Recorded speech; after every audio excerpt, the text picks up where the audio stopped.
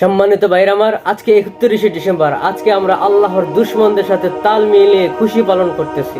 প্রাচীন রোমীয় মুশরিকরা এই দিনে 31শে ডিসেম্বর জানুস দেবতার পূজা করত। কেউ কেউ বলে এই জানুস থেকে জানুয়ারি মাসটা এসেছে। জুলিয়াস সিজার দেবতার পূজা করতেন। তিনি প্রথম বর্ষ উদযাপন করতেন 31শে ডিসেম্বর। খ্রিস্ট জন্মের প্রায় 800 বছরের দিকে পারস্য সম্রাট নৌরুজ না বর্ষবরণ উদযাপন করত এই দিনে 31 ডিসেম্বর। ইংরেজরা এই উপমহাদেশে শাসনের সময় আমাদেরকে এটা উপমহাদেশে ছড়িয়ে দিয়েছে। সূরা মাইদার 51 নম্বর আয়াতে বলেন আল্লাহ, ইয়া আইয়ুহাল্লাযীনা আমানু লা তাত্তাখিযুল ইয়াহুদা ওয়ান নাসারা আউলিয়া বা'দুকুম আউলিয়া ওয়া বা'দ।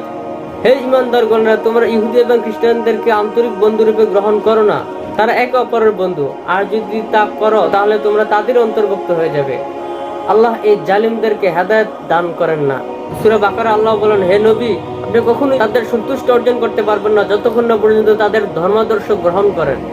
রাসূল সাল্লাল্লাহু আলাইহি সাল্লাম বলেন, মান তাশাব্বাহা বিকাউমিন ফাহুয়া মিনহুম। তোমাদের ভিতরে কেউ যদি অন্য জাতির সাদৃশ্য গ্রহণ করে তাহলে সে তাদের অন্তর্ভুক্ত। যে যাকে ভালোবাসবে তার হাসর তার সাথেই হবে।